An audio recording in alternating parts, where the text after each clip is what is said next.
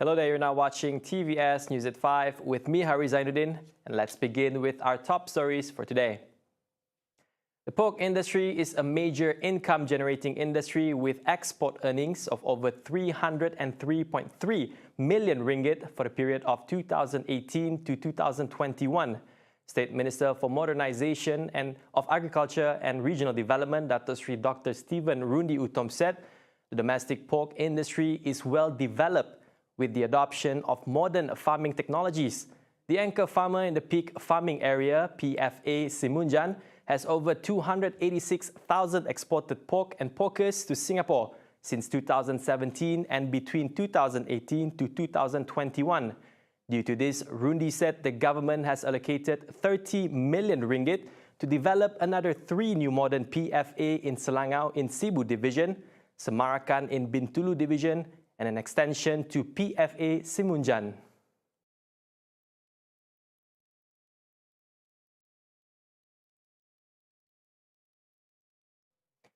Tourism has changed from pleasure-seeking activity to a mere economic activity.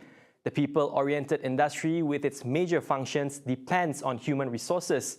Local community participation in tourism activities plays an integral role in reviving and sustaining the tourism sector. Therefore, Sarawak aims to increase the participation of local communities in tourism by 20%. State Tourism, Creative Industry and Performing Arts Minister Dato Sri Abdul Karim Rahman Hamzah said under post-COVID-19 Development Strategy 2030, more emphasis will be given to developing ecotourism and community-based tourism. Ecotourism has become an important sustainable economic activity around the world. It provides opportunities for visitors to experience powerful manifestation of nature and culture and to learn about the importance of biodiversity conservation and local cultures. In addition, a major source of employment, and it has all the capabilities in contributing towards the livelihood of the local community by providing employment and involving them in all kinds of tourism activities, especially those in the rural and remote areas. Towards this end, the ministry aims to increase homestay clusters from 46 to 48 clusters this year by increasing registrations and trainings. The enhanced attitude, skills and knowledge will prepare our tourism industry operators and frontliners for the return of the visitors. At the same time, the ministry is also promoting ecotourism products such as Sarawak Delta Geopark, Heart of Borneo and Totally Protected Areas TPAS in Sarawak. Currently, Sarawak has a total of 67 gazetted TPAS, which include 47 national parks, 15 nature reserves and 5 wildlife sanctuaries. Karim noted that since the reopening of tourism, Sarawak has seen an increase in visitors to national parks, with Semenggong Nature Reserve seen an increase of 84% visitors for the period of January to April 2022, with 11,453 visitors compared to the same period last year, with 1,813 visitors. Moving forward, Sarawak is in the process of nominating Niah National Park as its second World Heritage Site under the mixed category for natural and cultural heritage, noting that it had done various efforts to complete the draft dossier for voluntary submission to UNESCO by September this year. Incentives to encourage homegrown business events will indirectly benefit Sarawak's economic sector in the long run. Given this decisive impact on Sarawak's economy, the state government has redesigned how these events are celebrated in recovering from long halt to their business activities due to the pandemic. To help the tourism industry to recover post-COVID-19, my ministry will continue with homegrown events with stringent precautionary and prevention measures to ensure that Sarawak continue to be a safe destination for both international and domestic delegates.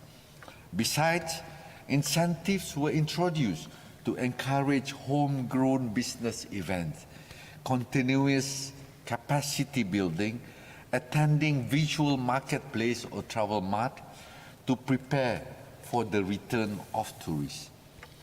A total of 29 events are scheduled this year with an approximately 41.0 million ringgit in total economic impact, 22.3 million ringgit in direct delegate expenditure, 2.4 million ringgit in tax revenue, and 3,258 employment opportunities. Among the highlighted events are the Borneo Digitech Forum 2022, Business Transformation Forum 2022, Modern Farming and Agriculture Forum 2022, Rabies in Borneo Conference RIB 2022, and Taste of Borneo Conference 2022. Meanwhile, Karim have also stated that his ministry have won various awards and recognition through its marketing campaign, which is recognized around the world. Among its achievement being the first in the world to establish the International Journal of Business Events and Legacies, with a goal of expanding its reach to business event practitioners around the world. We are also the first in the world to establish the International Journal of Business Event. Through our collaboration with Curtin University of Malaysia, we are merging important research and industry-driven knowledge on business events and legacies to expand the reach to business event practitioners across the world. We will be signing a collaborative agreement with the International Congress and Convention Association, or ICA, at the end of this month, on the 31st of May 2022, at the IMEX Frankfurt Trade Show in Germany. Other achievements include being the first in Malaysia to win the coveted Best Marketing Award by the International Congress and Convention Association twice, where the ministry was awarded at the 60th ICCA Congress in Colombia in the communication category. Winning 2 other international awards, 15 for our video titled The New Normal in Business Events at the Los Angeles Film Award and World Film Carnival, Singapore. And being the first and only state in Malaysia to have the most certified business event professionals, where 48 industry partners were conferred prominent industry titles from international accreditation bodies that signify their level of expertise and professionalism. The esports industry is growing exponentially and has already built a large global audience. State Minister for Youth, Sports and Entrepreneur Development, Dato Sri Abdul Karim Rahman Hamzah said, Sarawak supports the development and growth of the e-sport industry in the state, apart from producing world-class athletes. As such, Sarawak had already established the Centre of Excellence COE for eSport to nurture and groom the local eSport talents to represent the state at the world-class level. The objective of e-sport competition is to promote e-sport development at the grassroots level and transform into a more competitive training platform. He said his ministry, together with Sarawak Esports Association SESA, is actively supporting e-sport development platform by organizing more esports competition and programs. Among the programs include the MySS Youth Stay at Home Active Challenge and the MySS Malaysia Day Esports Cups with 2,500 participants throughout Sarawak. Through this program recently, we have nurtured our very own talent representing the state at the world-class level. Karim said that at the recent Southeast Asian SEA Games, Malaysia has contributed 3 bronze medals in the e-sport event, with Sarawakian e-sports player Ibnu Khaldun bin Muhammad Sukor, Alvin Lim Ming Siang and Muhammad Nabil bin Nazaruddin representing the national contingent.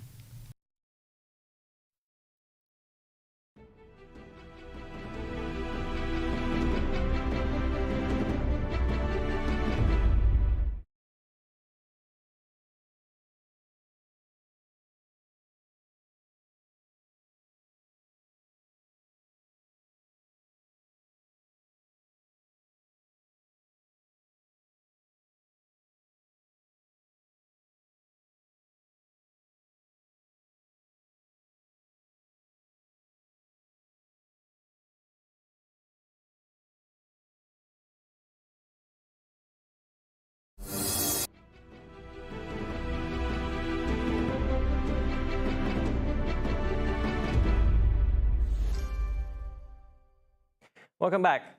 Now, it's been nearly 2 months since we've entered into the transition to the endemic phase, which implies a great success in recovery. With that said, many new faces from all over the world have been evident as the tourism industry starts to see the light at the end of the tunnel again.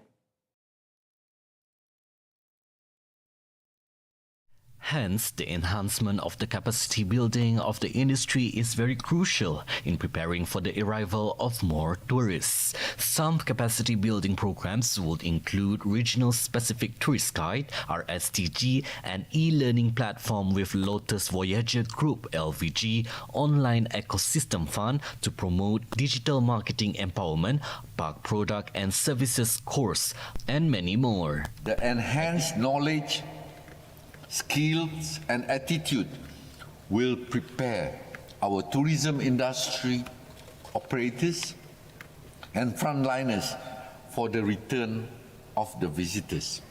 Additionally, Minister of Tourism, Creative Industry and Performing Arts, Dato Sri Karim Rahman Hamzah said they're in partnership with Yayasan Sarawak to provide financial assistance in terms of loans to those interested to pursue the RSTG course.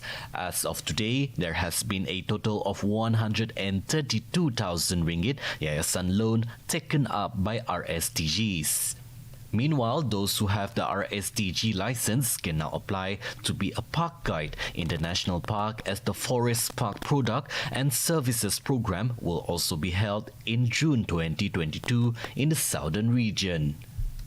They just need to attend the 5 days Park Product and Services course by Sarawak Forestry Corporation. The first Park Product and Services course will be conducted in June 2022 for the southern region. Prime Minister Dato Sri Ismail Sabri Yaakob met with Singapore Prime Minister Lee Hsien Loong today while both the leaders are in Japan for the Nikkei's 27th International Conference on the Future of Asia. The two leaders met in a relaxed atmosphere at a hotel where they both stayed, and among the things discussed was on a retreat between the Malaysian and Singaporean leaders. According to Ismail Sabri, the retreat is proposed to be held in late September or early October. Ismail Sabri and Lee are scheduled to deliver their keynote address at the Nikkei conference along with several other heads of government tomorrow morning. The Nikkei conference, held since 1995, is an annual gathering of political and economic leaders, as well as industry leaders from the Asia-Pacific region. And that is all the time that we have for TVS News at 5. Now stay up to date with the top stories via our website at tvs.tv.my and follow our social media platforms for the latest news and entertainment. Once again, I'm Hari Zainuddin. It's been a pleasure.